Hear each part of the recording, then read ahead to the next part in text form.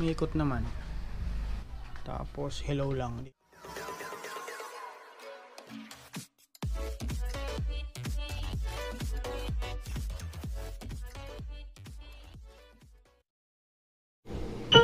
Okay, yan. So ito, meron tayong ginagawa dito guys na video okay. So yan siya. Ito yung kanyang button board. At ang issue niya, ayan o, kakaroon siya ng sound. Pero saglit lang. Ayun o. Kakaroon ng sound tapos saglit lang tapos wala. Pero ayan, mayroon naman siyang lyrics or nagpi-play naman yung kanyang player. Kaya lang wala talagang sound. Ayan o. Yan. Ganun lang siya pero hindi siya. Ayan.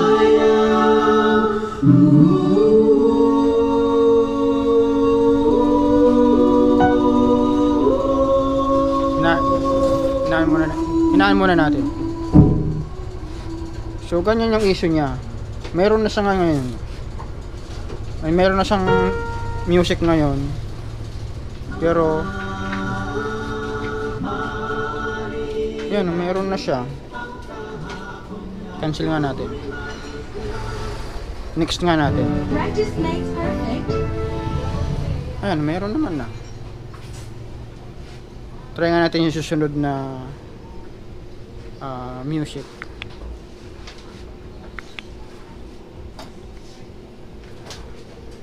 So ito reaction lang camera guys lang yung puti na yun dito banda.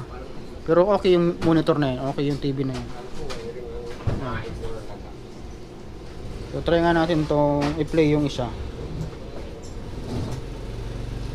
Ayan. Ayan o, wala na naman. Yan siya. So hindi siya continuous yung music. Okay, so ano yan, ibig sabihin music, hindi, player issue pala yan. Yan o. So TJ yung kanyang player na ginamit. Yan. So diba nagpi-play naman siya kaso nga nawawala talaga yung music. Ginawa ko na yung amplifier na yan guys. So nagpalit lang tayo ng volume at balance.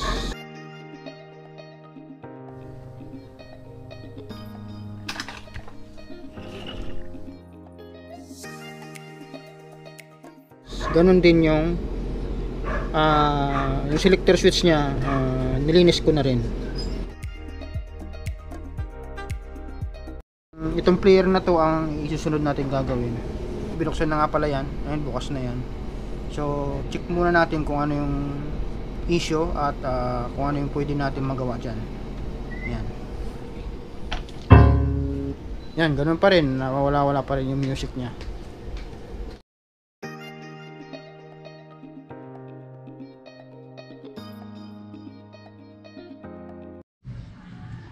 Okay, so ito na guys yung board. So ano nga natin, i-testing natin sa capacitance tester yung mga capacitor na yan. Yung naispatan natin kanina may mga moist or may mga halos nagsasabaw na. Okay, so try nga natin dito sa calibrate muna nga natin yung tester. Yan. Try nga natin tong 10,000. Ay, hindi. 100 by 16 pala. Yan, okay pa naman. Kabila. Yan, okay pa naman. Yan. Tong 10 by 16. Okay pa. 47 by 16. 10 by 16. Okay pa naman mga capacitor. Bakit kaya nag-moist? Ayan, try nga natin itong isa 10 by 16 din.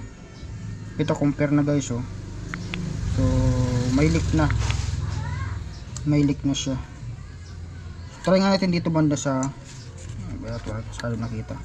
dito sa pinaka-output or yung pinaka-output section na ng sounds natin. Try nga natin dito. Ito yung dalawa guys na to. Yung 10 by ano rin to, 10 by 16. Try nga natin. O ayan, open na oh.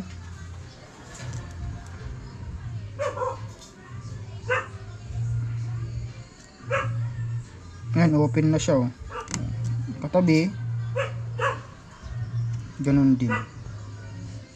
Okay, so open na pala yung dalawa na to, kaya siguro walang audio out na. Acoustic na lang yan siya guys, yung mga yan.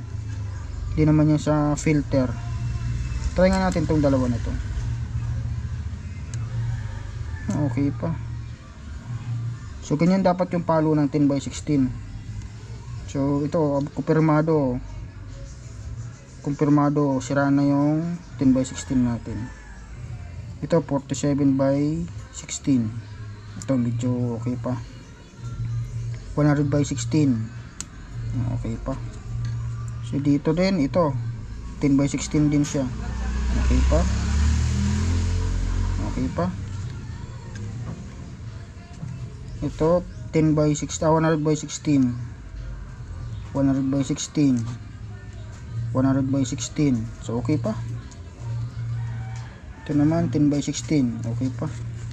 So ito rin nga natin to. Okay pa. Okay pa. Okay pa. Okay pa.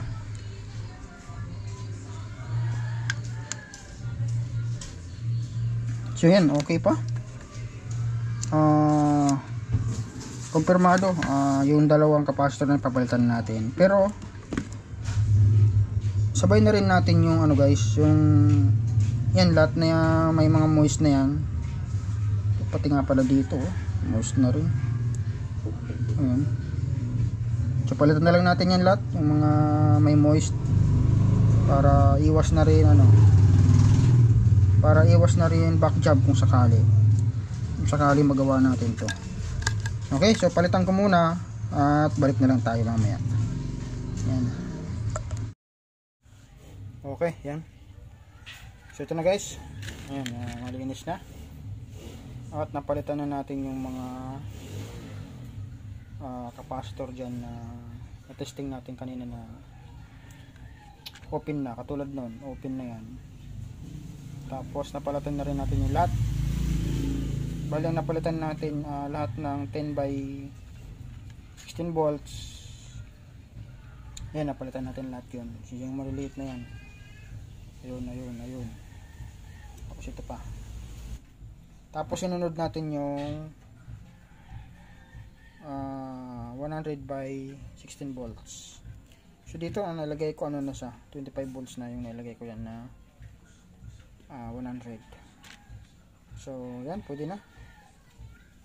Tapos ito 47 UF na electrolytic na yung ordinary.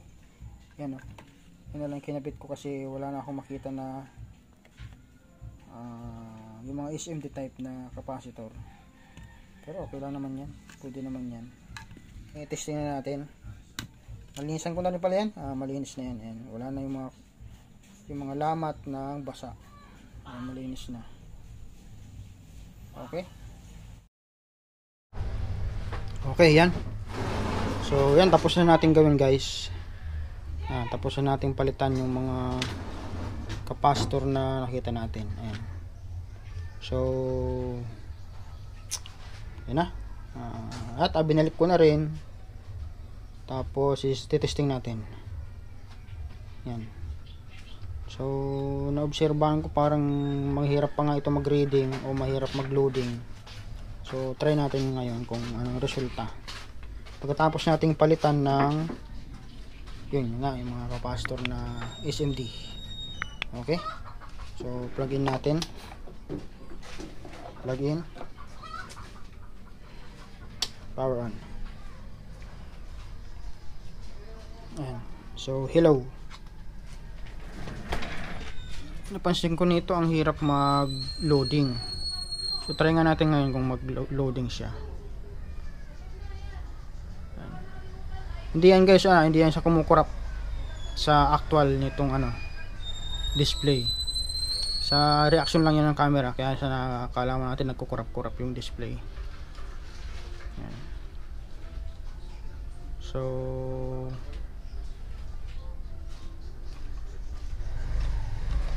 sana mag-loading ito. Parang wala.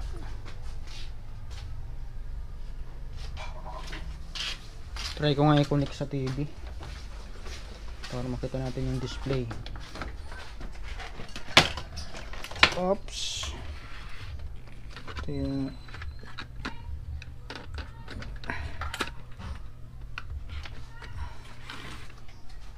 ayun. Ito na yung ating display. Yan, both process nakalagay. Tapos hello lang dito. Pupuin nga natin yung hard disk kung umiikot. Umiikot naman.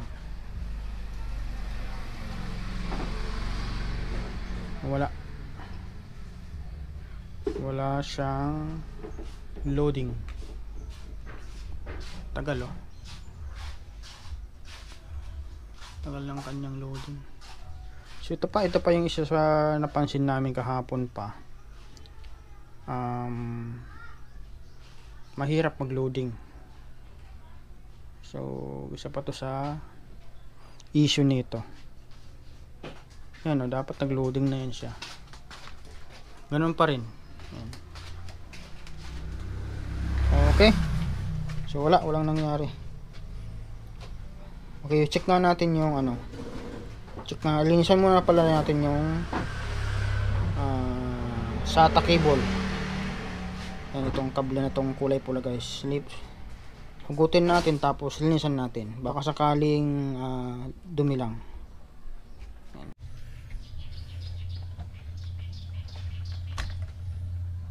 Yan o. So ang dumi rin pala ng itong kable nya. Yung usok ng kable. Ayan. Okay, so ganda ha, palitan na lang natin to guys. Ayan. Okay, ito. So mayroon tayo ditong SATA cable na ayan, try natin palitan. Ayan. Palitan na lang natin kasi ano na, corrosion na dito. Yung isa okay pa naman. Itong isa okay pa naman sana. Subukan muna na nga natin. Kaya lang palinisan muna pala natin yung terminal sa hard disk.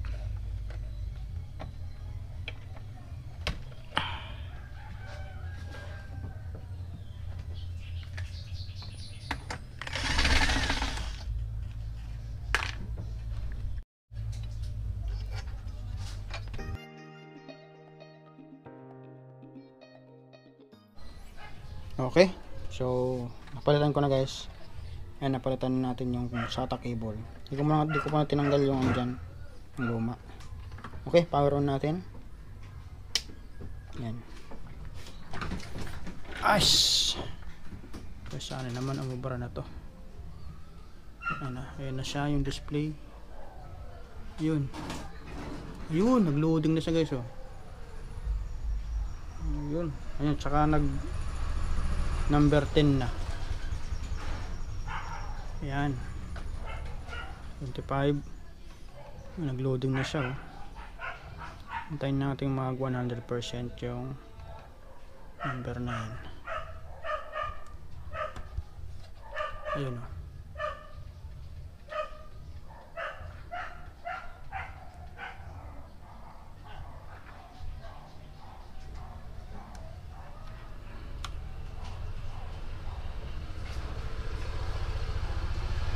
Okay, 70 na.